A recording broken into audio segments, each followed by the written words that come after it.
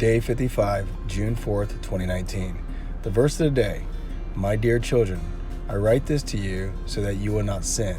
But if anybody does sin, we have an advocate with the Father, Jesus Christ, the righteous one. He is the atoning sacrifice for our sins, and not only for ours, but also for the sins of the whole world.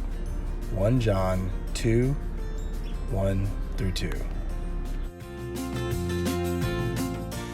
So to give you guys a little update on the summary of my 3-week break, I had an old player I used to call Showtime that used to tell me, sometimes you just need to take a mental health break, coach.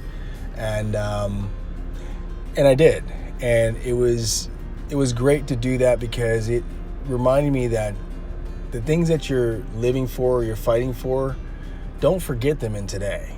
And I know that a lot of times we get caught up in the work, and we'll work hoping to make a better day for like our loved ones for tomorrow, but reality sets in. We don't really get to live in that tomorrow. As it comes, we're still working for another tomorrow. We don't get to enjoy it. So it was good to go home and actually have an opportunity to be around family and friends that loved me and cared about me and were concerned, and it was definitely a good thing to be, to feel that. So I hope if you haven't had that lately, reach out to your family and friends, and let them know you love them and you miss them. And you'll be surprised at how many of them actually reach back out to you and tell you that they missed you too.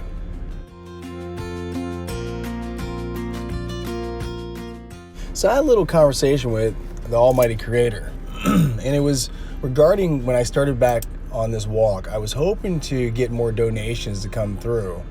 And, I was getting my new disability payment, and I said, with nothing else, I'm going to kickstart it off by putting $100 in if no one else donates. Well, it was amazing because today I was actually given that opportunity, and I'll talk a little bit about that when we get into that segment of my lunchtime conversation with the people at Red Robin.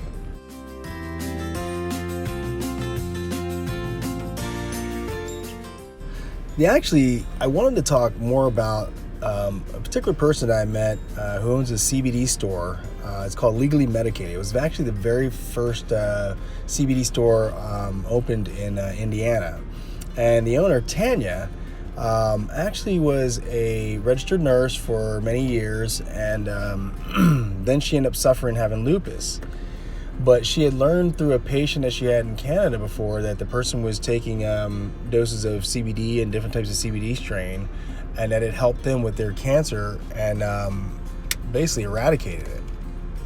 So she ended up doing a lot of study herself, and now lives and breathes by this particular plant because she realizes that it had the medicinal purposes to help her fight off lupus, and she's a living survivor today. So it was definitely amazing to talk to somebody that has lived through a type of cancer that I'm walking for right now, and it's every cancer. There's so many different cancers out there, and to know that there's different strains and different types of medical research that can be done, even today, that exists, that we can actually find cures and spread that word to other people. So if you get a chance, please look up Legally Medicated and reach out to Tanya.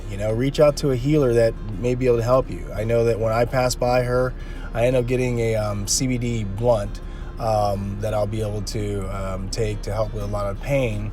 But she also told me that there was a oil that I can actually use as a cartridge, and that'll help me as well. And it was similar to the strain that I have for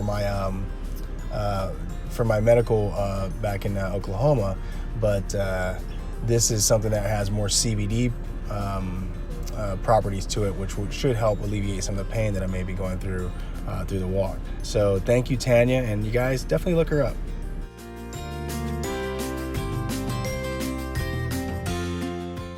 So I ended up going into lunchtime with my partner, and we decided we were going to either go to Chick-fil-A or Red Robin. And as I was being picked up by her, and we were going up about a couple miles up from where my midpoint was,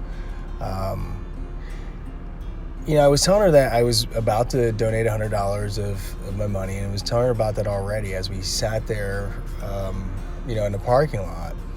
And as we were entering into the actual restaurant, and we were seated, and our waitress, she comes up to take our order, and she asked some questions about what we were doing, and I joked around, let her know that I'm walking across America, and she said, really? And so we let her know that I'm walking for St. Jude's, and she was very she was very impressed, and she went to go tell her general manager, and her general manager Wendy came out, and her name was Terry, and then Mel, another waitress, came over, and she was just so happy, overjoyed to see somebody come through that is trying to do something more than just exist or just hold a sign up on a corner. Without question, the general manager, Winnie, comes up with a $100 bill and just puts it on the table without, really knowing the full story of my walk. So I was a little startled and taken back, because it was such an act of kindness. When, I've had mixed reviews about Indiana, in my time here. But I would tell you that, putting my hands and putting all my faith and strength in the Almighty Creator to guide me, it really helped me understand that, if you share love and you show love, that all the energy around you will come back to you in love. So it was amazing when he just, put that forward. And then Terry took $5 and put it on there too. So it was like $105, more than what I was planning to put in anyway. And I had to go right at the table, because I was planning to put my $100 in, but I didn't have to. So I went ahead and put $105 from my account, and then took the cash and put it into basically, my petty cash, so I can, I guess, use it here, while I'm walking. But it was so kind. It was more than that, because she actually took care of our meal too. So I was sitting there thinking, how do we tip Terry? When she already put $5 on the table. It was that act of kindness that let us, remember that it's not, to give thanks. It's to continue what we're doing now, is spreading the ministry and letting everybody know that, love and kindness starts within. And, if you keep sharing it, it'll go around and around and around. So thank you, Wendy. Thank you, Terry, at Red Robin, I believe in Plainfield. And Mel for coming up to it and joining us in trying to fight for cures.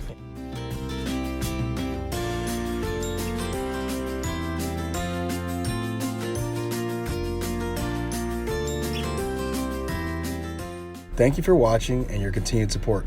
Be sure to check out our website at www.AMileAChild.org and share us on your social media. Most importantly, click the donate button to save someone from a day of addiction and help find cures for tomorrow. God bless.